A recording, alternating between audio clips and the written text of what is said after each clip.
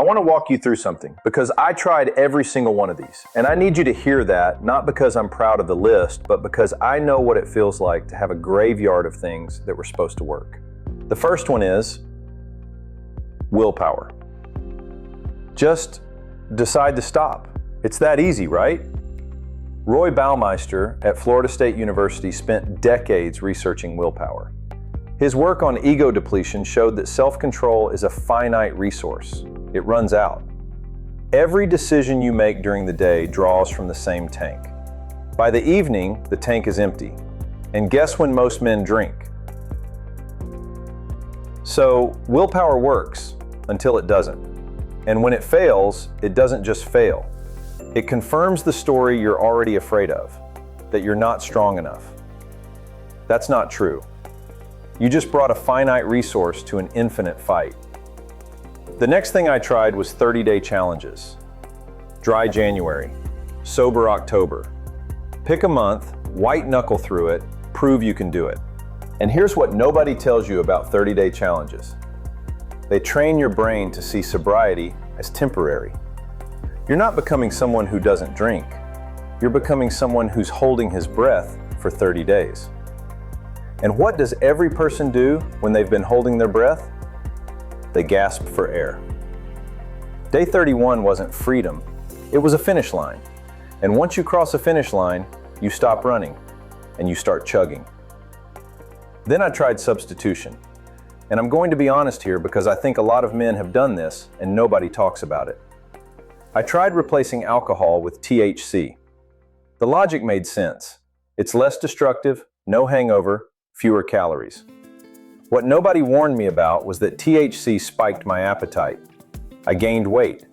My clarity didn't come back the way I expected. I'd traded one fog for another. Harm reduction is a real framework in addiction medicine, and I'm not dismissing it. But for me, swapping the substance didn't touch the real problem. It just moved the furniture around in a house that was still on fire. Next came physical coping. I tried exercise. And exercise is genuinely good for you. The research on endorphins and neuroplasticity is solid. But I wasn't exercising to get healthy. I was exercising to outrun a craving. There's a difference. I even tried online gaming, hours of it, anything to fill the space that alcohol used to occupy. And it worked temporarily, for the same reason a painkiller works. It numbed the moment. It didn't change anything underneath. And then there was the one I never told anyone about. Bargaining with God. Lying in bed at night saying, God, just take this from me. Take this desire away and I'll start going to church more. I'll be a better man. Just make it stop. And when you wake up the next morning and the desire is still there, you don't just feel like you failed, you feel like God said no. Or worse, that He didn't hear you at all. That one's the loneliest entry in the graveyard. Because you can't tell anyone you tried it. And you definitely can't tell anyone it didn't work. So here's what I finally understood. And it didn't come from a book. It didn't come from a therapist. It came from a cafeteria table in rehab. 2 weeks into rehab, I was eating lunch with another man. And something had shifted in me. I can't tell you the exact hour it happened, but by that point, I'd stopped fighting. Not given up, stopped fighting. There's a difference. And I looked at him and said, I'm ready to go home. I've got this. I understand now. He laughed and said, yeah, right. But I was dead serious and I knew I was right. What I understood was this. I didn't have a discipline problem. I didn't have a willpower problem. I didn't have an information problem. I had an identity problem. Every tool I tried was designed to change my behavior. But my behavior wasn't the root. My behavior was a symptom. The root was who I believed I was. As long as I saw myself as a man who can't drink, I was a prisoner. The craving was still the center of my life. I was just saying no to it every day. That's not freedom. That's a life sentence with good behavior. But when I started to see myself as someone who doesn't drink, the fight ended. Not because I won the fight, but because there was nothing left to fight, period. James Clear writes about this in Atomic Habits. He calls it identity-based behavior change. The idea is simple. Lasting change doesn't come from setting goals or building habits. It comes from deciding who you are. The habits follow the identity, not the other way around. And this isn't just philosophy. I really need you to pay attention here, because this gets to the heart of what I teach.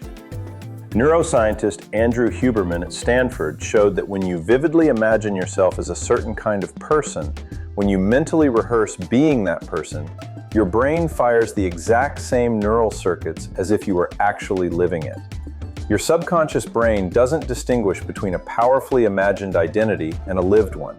So when I say you can become someone who doesn't drink, I'm not talking about pretending. I'm talking about how your brain actually rewires itself. That's not positive thinking, that's neuroscience. The remaining 2 weeks of rehab weren't the transformation. They were just confirmation of what had already happened at that lunch table. I'd stopped being a man who was trying not to drink. I'd become a man who doesn't drink.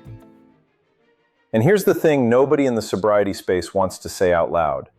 The entire system, from Alcoholics Anonymous to most addiction treatment programs, was designed for one profile: the man at rock bottom. The man who's lost his job, his family, his health, the man in crisis.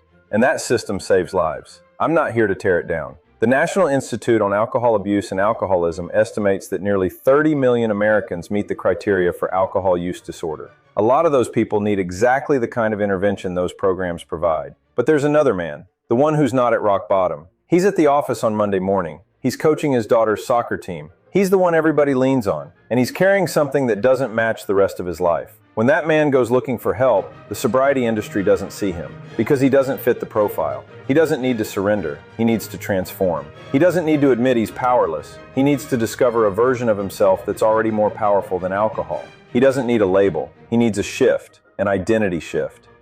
I'm not a therapist, I'm not a doctor. I'm a retired banker who spent 40 years in a relationship with alcohol. Tried everything that was supposed to work, and found the one thing that actually did. And it wasn't a program, it wasn't a philosophy, it was a shift in who I saw when I looked in the mirror. If anything I've said today sounds like your life, if you've tried the willpower, the challenges, the swaps, the therapy, the bargaining with God, and you're still carrying it, it's not because you failed, it's because nobody showed you the right door. That's what this channel is for, and here's something you can do tonight. Before you go to sleep, count the number of decisions you made today that were organized around alcohol. Not the drinking itself, the planning, the timing, the mental energy. Just count them. Don't judge the number, just notice it. That number is data, and for a man who's used to making decisions based on data, it's the first honest look at what you've been carrying.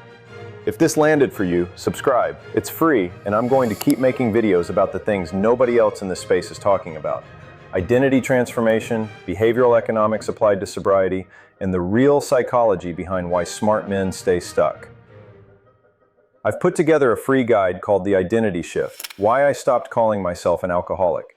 It walks you through the exact reframe I've been talking about today, the difference between can't drink and doesn't drink, and why that distinction changes everything. The link is in the description. It's free. Go grab it. And if you know a man who's been through the graveyard, the willpower, the challenges, the therapy that didn't quite fit, send him this video. Sometimes the door opens because someone else points to it. I'm Jamie Levere. This is Sober Man on a Mission. I'll see you in the next one.